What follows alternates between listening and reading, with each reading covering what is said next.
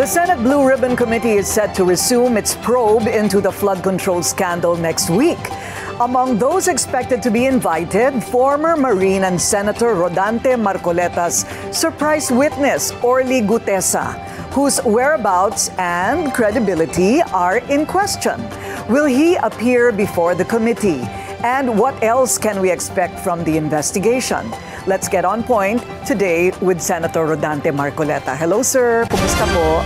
Okay naman, Miss Corina. Natuloy din po tayo. Natuloy din. Pinapangarap ko ito eh.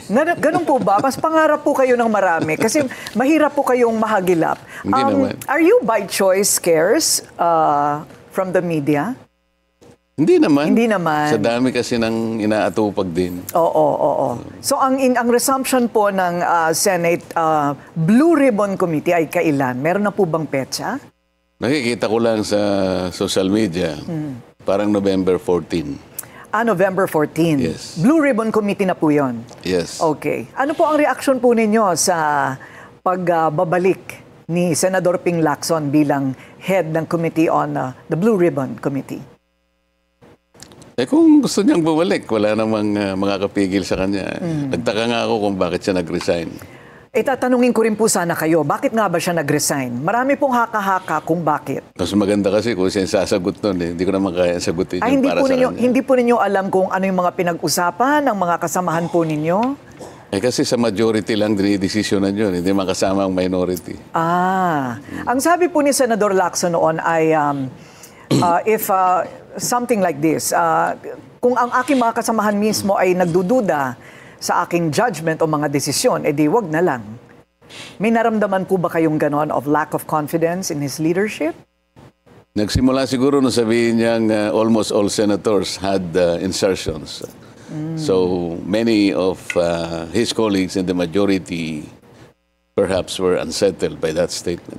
I see, but insertions per se is not illegal. At that time, kasi ang insertions connotes a negative impression. Kasi nakita nyo naman related sa mga flood control projects, katakot-takot na insertions na kung gamitin pa yung ibang mga salita dyan, consolidation, amendments, pero iisa naman yung definition nun eh. Basta naglagay ka doon na originally wala sa NEP. Mga insertions yun. Ano po ang inyong working principle habang tayo po ay pumupunta po dito sa lugar kung saan lahat ay akusasyon bago ito mapatunayan? Nalulungkot ako. Kasi tingnan mo na lang si Orly Gutesa. Sa aking palagay ay isa siyang mabuting tao. Sapagkat nakita ko sa kanya yung paninindigan niya. Orly Gutesa is very credible. He has nothing to gain here. He has everything to lose. Bakit naman siya yung pinipilit na gisain at sinasabi na di umano ay fraudulent yung pagkakanotaryo ng kanyang sworn statement? I don't think he has the capacity to falsify. Saan siya kukuha ng stamp? Saan kukuha ng dry seal? Paano niya maihiram yung notarial register para makita niya kung ano yung number na ilalagay sa document, anong page number, anong book number? All these are foreign to an ordinary individual na maaaring hindi niya alam kung ano yung notary public. At wala pa akong nakitang nagpanotaryo sa buong buhay ko na binalikan niya yung kung sino man yung namamahala doon sa notarial office na yon. At siniguro niya, ma'am, sir, pasensya na po, gusto ko lang makasiguro kung kayo nga po ang pumirma nito. Walang ganun eh. Notary public services in this country has become a cottage industry. Lalong-lalo na sa mga areas na may mga city hall, mga municipal hall. Hindi mo makikita yung abogado eh. Wala naman nagpapakita eh. And chances are, yung nag-notaryo na yon, hindi nga niya pirma yon because naglalagay lang sila ng associate doon, staff, secretary kaya, para siya ang pumirma. Para sa kanya. Para sa abogado. It has become a lucrative business. Nakagawian na nga po talaga yan. I mean, from my own experience. Nakita ko yung abogada passed the bar in 2021.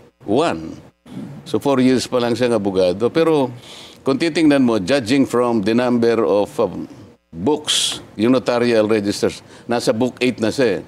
So talagang, ano nila yung pagnonotaryo? Iyan siguro, baka hindi nagtatrial yon, baka wala sa korte, pero ang talagang pangunahing kinabubuhay nila yung pagnonotaryo. Yun po ang inyong hinala. Okay, ano naman po kaya ang magiging motibo ni Ginoong Gutesa?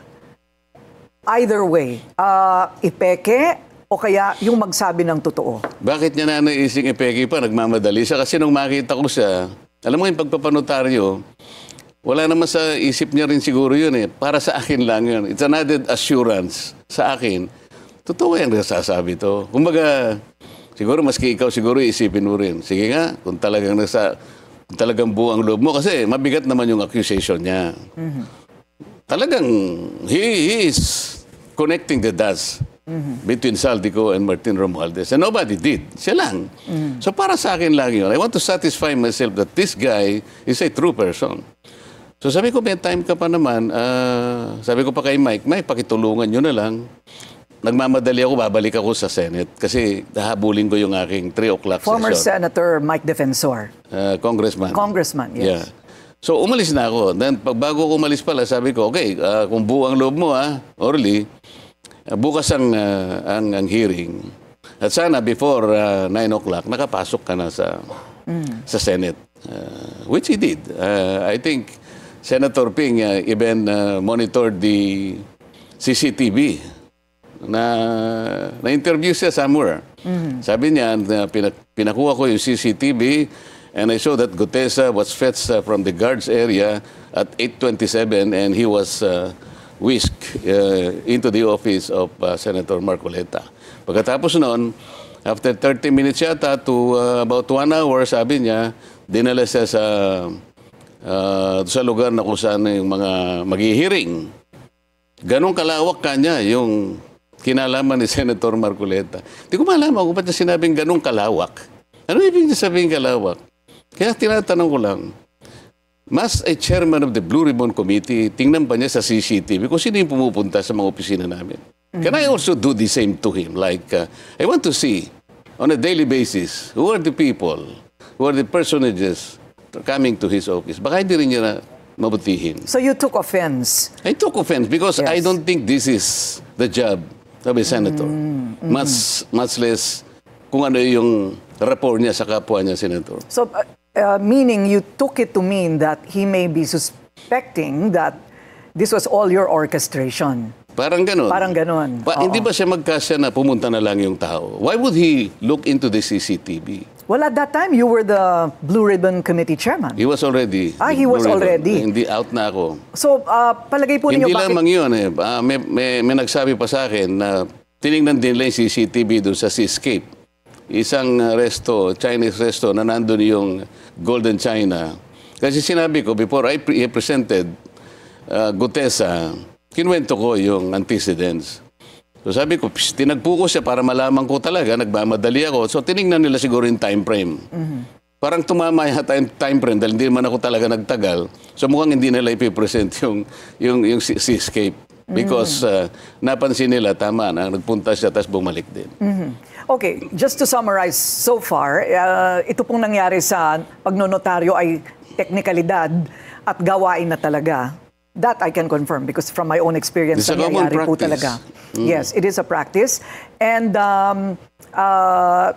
parang walang basihan ang sinasabi nila na kayo po ang nagpakana ng buo at nag-choreograph ng buong Gutesa episode. Hindi lamang iyon. Dapat mag-umpisa doon sa anong motivation. Ikaw na rin ang nagsabi. Anong motivation naman ni Gutesa? Nagmamadali. Mag-iimbento siya ng estampad ng notarial details ng abogada. Nanghiram siya ng dry seal. Pagkatapos nanghiram siya ng notarial register para makuha niya pati yung estampad ng lugar yung Manila. Gaganunin mo ganyan para... Bakit niya gagawin yun? Pinakamadali para sa kanya, magbayad lang siya kung magkano yung sisingilin sa kanya, kung 200, kung 300, up to 500 pesos. I think that's the better and easier way to do this. Why would Gutesa chose to do this in a different way? What about money? Sasabihin ng ibang tao, baka nakatanggap ng mana from heaven. Sino magbibigay? Mas marami ba akong may bibigay kaysa bibigyan ng mga taong binanggit niya doon sa kanyang affidavit? Mali-maleta. Not necessarily from you, Senator. Maaaring magaling sa iba. At, siguro pinag-iisipan nila baka nanggaling sa... Ano na lang ang may bibigay ng isang Rodante Marcoleta kung ikukumpara doon sa mga taong binanggit niya na mali-maleta na halos 3 araw sa isang linggo ang sinasabi niyang delivery. So palagay po ninyo, kayo po ay abogado rin, ano? Ano po ang maaaring gamitin na corroborating circumstances or testimony dito po sa mga sinabi ni Ginoong Gutesa na pag-deliver po niya ng mali-maletang pera doon sa construction site daw? Ang unang makapagpapatunan niyan, tawagin nila yung 2 lalaki na binabanggit niya doon. Ang pangalan ay John Paul Estrada at saka Mark Tiksay. Sila daw ang nag-aabot, nag-handle pagka i-deliver na yung pera doon sa Valle Verde at bibilangin doon. Pagkatapos sa Valle Verde, dadalhin doon sa may horizon sa BGC. Sa Hyatt yata yun. At from Hyatt, ibababa nila yung dapat na ibabang mga maleta at dadalhin sa bahay ni Martin Romualdez. Yung 2 lalaki, bakit wala mang mag-isip sa kanila na tawagin yung 2? Bakit ang pinipilit ni Gisain si Gutesa? Ang balita ngayon, iniipit na rin yung 2. Nasaan nga po ba itong 2 ito? Tinago na raw yung 2. Ang balita, itong 2, hindi ko alam kung yung Mark Tiksay kung nasaan, pero yung John Paul Estrada, nandun daw sa Chile at binabantayan. Saan po? Chile. Chile. Yan ang huling balita. Chile, why? We have no extradition treaty with Chile? Siguro, bukod sa malayo, baka wala tayong extradition treaty. Oo. John Paul Estrada. And Mark Tiksay. Ayun. Parang ngayon ko lang naririnig itong mga pangalan ito. Nandun sa I see. Okay. Nandun sa source sa statement. Bakit? Ang unang dapat na ginawa nila, sinecure nila yung 2 na yun. Kung talagang gusto nila, tumagal kami. Halos... Nung lumabas si Gutesa, hininto nila. Nag-resign ng chairman, pagkatapos nag-adjourn kami. Pwede naman kasing mag-hearing, Ms. Corina. Kasi ngayon, kahit naka-adjourn kami, nag-briefing kami sa ating budget. Dapat tinawag din nila si Congressman Eric Yap. Dahil binanggit niya to, siya yung nagdala ng pera doon noong December 2024. Yun daw ang pinakamarami na perang dinala. Sapagkat 46 na maleta, suitcases, na Rimowa, yung makakapal. Kaya ang bawat isang maleta ay naglalaman ng 48 million. Bakit hindi man lang nila tinawag si Eric Yap? Binanggit. Ang pinipilit nilang bigyan ng butas, yung statement, na wala namang motivation para mameki pa si Gutesa. Why not just follow that lead? Pagkatapos, naging academic din yung Ms. Corina, sapagkat alam mo naman, nung tagpo na siya ay humarap na at sumumpa na rin sa committee. And he allowed himself to be interpellated by the members. Maski si Senator Ping, sinabi niya, wala naman kanyang, hindi naman nabaliwala kanya yung testi pala. Bakit pa tayo pumupunta dun sa Notary Public? Kinasangkapan nila yung executive judge ng RTC ng Manila para gumawa ng order na yung pirma ay talagang hindi pirma ng abogada. Why would it be a problem to remedy that? Can't he just redo the affidavit and do the notary the proper way? Pwede naman po yun, di ba? Mabuti ka pa. Alam mo yung gagawin mo. Mas lalong alam nila yung gagawin nila. Ako ayaw ko nga i-suggest sa kanila. Okay. Kasi dapat naisip nila yun. Any ordinary human being could have thought of that. Okay. Well, I'm very ordinary and I thought of it. So, Hindi, special ka naman. Hindi po. Ako po'y nakikiangkas lang po ako sa inyong brain waves. Okay, so the other question would be, nasaan si Gutesa ngayon? Where is he? Come out wherever you are. Sabi nga nila, we'll take a short break. We'll continue our discussion with Senator Rodante Marcoleta. When we return, stay tuned. This is On Point. Kung isip niya, sabi niya, sana wala alam pong ko. Nakakarinig. Sana alam ko kasi And our hanging question just minutes ago is, where is Gutesa? Is he in hiding? Is he hostaged? Sana Wala alam pong ko. nakakarinig. Sana alam ko kasi nung huli ko siyang makita pagkatapos ng hearing, inayawan niya yung witness protection program. Nagbago ang isip niya. Sabi niya, wag na po. Sabi niya, ganon. I can take care of myself. And then I said, paano yung Senate protective custody na gusto ring ibigay para sa'yo? Wag na po kanya para hindi na po kayo maabala dito sa Senate. Kaya ko naman po, may tropa naman po ako, sabi niya. Yun ang salita niya. So he has refused witness protection, but he Yes. stands by everything in that affidavit. Yun ang alam ko sapagkat Papanindigan pa rin niya. yun ang sinabi niya bago siya umalis. Okay, so hindi po ninyo alam, pinaghahanap ba siya ng tao? I mean, in law, pwede po ba siyang hanapin at pilitin na umappear sa Senado? Hindi, ang aking kasing pinagdududahan dyan, bakit kasi kung ano-ano nga yung ipinatong ng mga akusasyon sa kanya na nameki siya ng baka ako yung kahit papano naiinis yung tao. Ako na nga kanya ang gumagawa ng mabuti. Ako na nga nagpresenta para makatulong sa ating pamahalaan, hanapin ang mastermind kung sino yung totoo. Ako pa pala ang gigisain nito. Para bang nagturo lang ako kung sino yung nagnanakaw ng kalabaw sa barangay.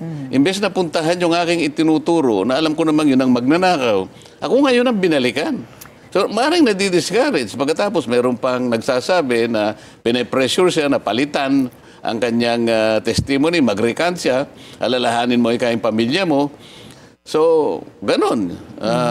Baka nga, hindi naman imposible na maaaring people are working on him para lamang mag-iba siya ng statement.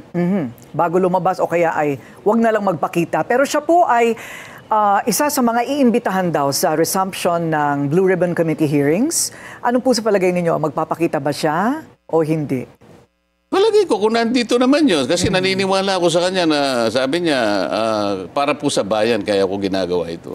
Do you have any idea kung sino po itong sinasabi ni Senador Ping na isang surprise and very important witness na darating po? Sana tanungin mo na lang sa Senator Ping. Walang may alam. Kasi nung ako ang magpakita sa kanya ng, sabi niya, dapat lang kanya mayroong courtesy. Parang ako pang nawalan ng courtesy nung ipresenta ko si Orly Gutesa. Samantalang sinabi ko naman na circumstansya, kahapon ko lang ako nakita itong taong ito at hindi rin ako naniniwala na baka hindi rin buo ang loob niya. Kaya hindi ko naman nasabi sa inyo. Maski ako ay umaasa rin na talagang babalik siya rito kagaya ng ipinangako niya. So hindi ko sinabi. Ngayong nakita kong bumalik, at saka ako ngayon siya ini-introduce sa inyo. Right. So sinabi niya sa akin, wala raw akong courtesy. Samantala ngayon. Sinasabi niya sa buong mundo na meron siyang surprise. So kung talagang may courtesy siya, di sabihin niya na kung sino. Para hindi naman siguro nag-iisip yung mga kagaya namin. Sapagkat membro rin naman kami ng Blue Ribbon Committee. Right. Di ba? So dahil po sa baka mahirap po kayong mahagilap ulit. So isa-isahin ko na po yung iba't ibang mga tanong sa nalalabi nating oras. Pagkakaya ko sasagutin ko. Opo. I actually offered Senator Marcoleta that we have a preliminary discussion about questions and you said it's not necessary. So here we go. Itong November 30 po, ito po ba'y matutuloy? May mga naririnig-rinig kami na, uy, baka hindi daw matuloy. Parang atras muna. Wala akong alam sa November 30. Wala po kayo. Hindi po kayo, you don't participate in the... November 30, wala akong For November 30, I see. Okay. Ito pong mga diskaya, do you still believe that they should be state witness? Bakit po sila umatras? Hindi sila umatras Ayaw ba? silang tanggapin, di ba? Oh. Kasi tingnan mo, Corina, nilatag ko naman yun Itong ganito kakong kalaking pandarambong sa kaban ng bayan, hindi ganun kadaling ma-identify mo, matukoy mo ang mga masterminds. Ang makikita mo dyan, pag wala kang nakuha ka ako sa magitan ng witness protection, kasi kaya lang naman ipo-float mo yung witness protection para magsabi siya talaga Lalong-lalo na sila, may kinalaman sila sa pagkakagawa nitong mga maanumalyang flood control na ito. So gagamitin natin yung batas para sa kanila, which is the Witness Protection Program. Ngayon, under Section 10, sapagkat sila'y kasama nga rito, they could qualify as state witness sapagkat yung mga requirements, maaaring tumama sila. Ngayon, kung halimbawa naman, hindi sila mag-qualify, wala tayong magagawa. But the process, kailangang masunod. So, nagsabi naman sila na, sige po, kanya, gusto namin magpailalim sa Witness Protection Program because I floated that idea. Nahihirapan kasi ako na makakuha ng talagang magsasabi ng totoo. Okay. So, sumulat ako ngayon sa Senate President at the time, Chis Escudero. Ang problema, Corina, hindi pa natatapos ang araw na yon nung huling hearing na ako ang chairman, na-depose na pala si Chis. So the letter, hindi na siya Senate President, the letter should go to the new Senate President. So ayaw niya na, because in the next morning, sinasabi ni then Secretary Boyeng Remulla, hindi basta kanya mapoprocess yung mga yun because kailangan nilang magbayad muna nung kanilang, ibalik muna nila yung nakulimbat nila. So, pinagbasihan yun ni Senate President Tito Soto. Sabi ko sa kanila, wala namang requirements na ganyan. Under the law, ito yung mga requirements, wag mong dadagdagan sapagkat walang restitution. Ipo-process mo lang, mag-a-apply pa lang. Restitution, to my mind, should come at the end. Where yung civil liability lilitaw. Kahit na criminally, hindi sila mapoprosecute because of the benefit afforded by the program, but the civil liability attaches to them. That's the law.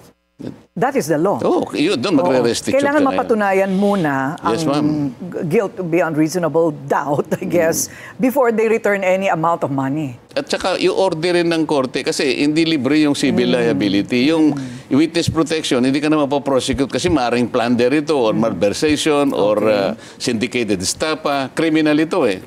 Yes. So, ang pinaka-ganansya lang nila, hindi na sila mapoprosecute doon. However, hindi sila makakawala doon sa civil liability na halimbawa talaga napatunayan na mali naman ang pagkakagawa ng mga projects o kaya ghost projects, ibabalik mo yung katapat na yun. Sir, naniniwala po kayo sa mga declaration ng SALN ng mga kasamahan po ninyo?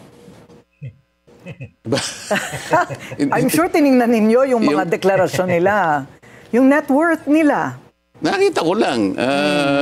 Hindi ba kayo natawa? Or tumaas ang kilay? Yun ang kanilang pinanumpaan kasi ano yun, di ba? Kasi po, hindi po ba punishable under law yung magsinungaling sa SALN? Kasi correctable naman yun, gusto nilang correctin. Under Republic Act 6713, the law allows you to rectify kung merong mali. Hindi ka naman ma-charge. Kailangan lang i-correct mo. But they have to be proven wrong. I-point mo sa kanya, mali ka rito. Oo nga pala, nakalimutan ko ito, meron nga palang ganito. Kukorekin niya.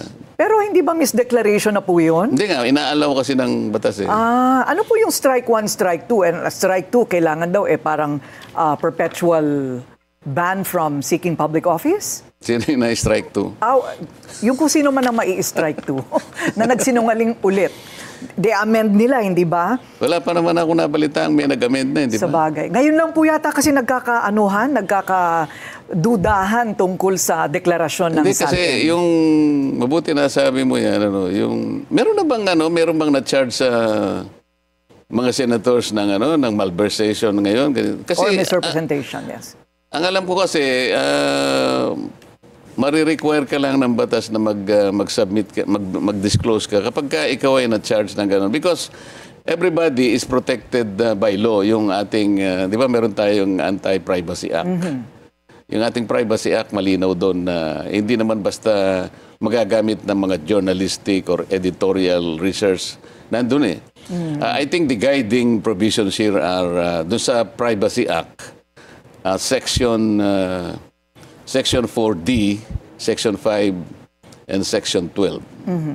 Nakalagay doon. Okay. Sa palagay po ninyo, dapat lang na kahit you are co-equals, the upper house and the lower house, dapat humarap si former Speaker Martin Romualdez sa Blue Ribbon Committee sa Senado. Yun lamang nabanggit nga siya ni Gutese. At sa kanya pala eventually napupunta yung mga napakaraming suitcases ng pera. Di ba, siguro kahit hindi ako ipatawag, ako magpipresenta, pupunta ako eh. I want to confront, for example, anybody, Gutesa, for example. I want to confront my accuser. Di ba? That's true. So, bakit naman na kinakailangan pa siya? Sinasabi kasi palagi ni Senator Ping, nung una, ayaw niya eh. Kasi we will be violating interparliamentary courtesy. Sabi ko, you will not violate that if you will invite them. Okay. Invitasyon lang. I invited Toby Chanco and he presented himself there. I have about 10 questions more, but that's all the time we have. Marami pong salamat. Time flies when you're having fun, di po ba, Senador? And that's On Point. Join us again tomorrow at 7:30 p.m. here on BNC. Ayan. So, mag-expect tayo. Itong abangan din natin yung sa November 10 kasi magre-resume yung sa November 14 pero nga nag-resign nga yung si Senator Ping Lacson. Pag-uusapan muna kung siya ay babalik pa, pero malamang yun 100% sinabi na nga ni Senator ng Senate President na 100% na sigurado siya na babalik na si Senator Ping. Ngayon, kasi nga wala naman sila talagang sino yung ilalagay nila? Ayaw naman, puro mga ayaw naman. Ayaw naman nilang ilagay si Senator Marcoleta bilang dahil ang katuwiran nila nasa minority block siya. So, nasa kanila na yan. Kasi kung natin, kung itong si Senator Tulfo, ay mas lalong magkakawindang-windang na yung flood control investigation na yan. Kasi nga, yun na nga sinabi nga niya dati na sometimes we have to bend the law. Diba? So, kaya kung magre-resume man, aasahan natin kung sakali na maimbitahan nga itong si Gutesa, si Master Sergeant Gutesa, malilinaw lahat yan.